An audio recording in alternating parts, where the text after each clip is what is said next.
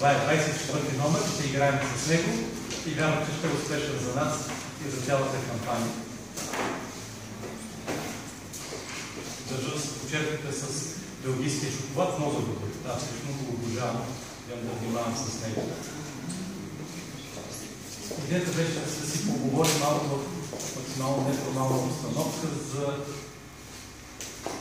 кампанията, която следва, както и за посещението ни в Брюксел. На което не искам да знам как такова значение, пак в момента съм кандидат за кмет, не представлявам никаква институция, но обчувстващо ми обърнаха особено много внимание.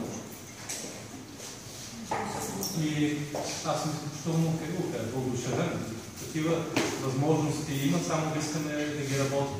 Почвам първо с двете, не са неприятни, но с двете по-неудобни истини, които трябва да се кажем. На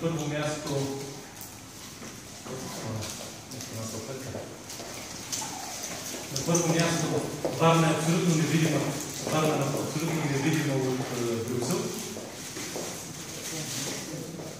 И на второ място, това, което забелязваме, че офисът ни в Брюксел не е достатъчно активен и общо да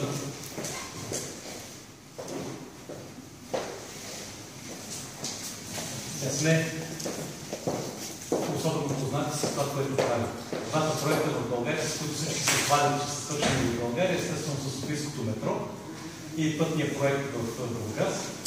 За Софийското метро съвсем естествено, че София е една от малкото столици, които бяха без метро. Така че наблягат на него, но и пътния проект в Бургас, не само на градски транспорт, но и цялата система, която правят, за да изкарат трафика от централната градска част, да заобиколи, представлява интерес, съхранили се и хвалят с него. Целият район на Североизточна България, както казах колегите от Комитета на регионите, казаха, че свети пред тях в червено. Има много индикатори, които го гледат. Най-сериозните от тях са обезлюдяването, миграцията и деинвестициите, намаляването на икономическия оборот, с което се приближаваме в другите два светещи в червено региона на България и в Европейския съюз. Това са северо-западния и много частта около Смолян, значи юго-западна. Или южен централен транспорт.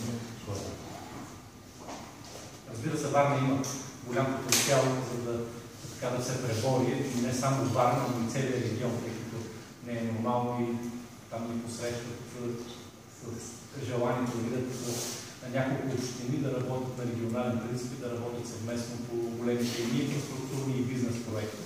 Това, което успях да усетя в многото си разговори е, че все повече акцента и фокуса се променя от това колко пари се усвояват и правилата по тяхното усвояване. Все повече фокус отива в посока резултатите, нещо, което и Кристалина Георгиева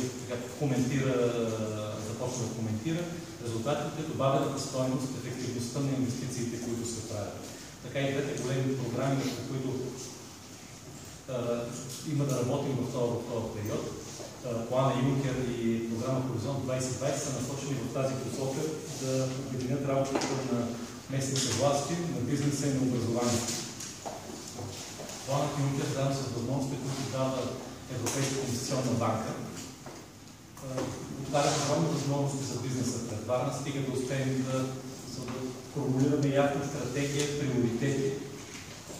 За мен морския клъстър, както и високотехнологичният клъстър, които предстои за част от програмата, с която ще работя в следващия един месец и надявам се в следващите 4 години, са две от възможности, които могат да се инвестират и да се подпомогнат и от двете програми. Естествено, програмата на Юнкер не е насочена към държавата или към местните власти, тя е насочена към бизнеса, но във всички случаи трябва да работи и с държавата, и с бизнеса.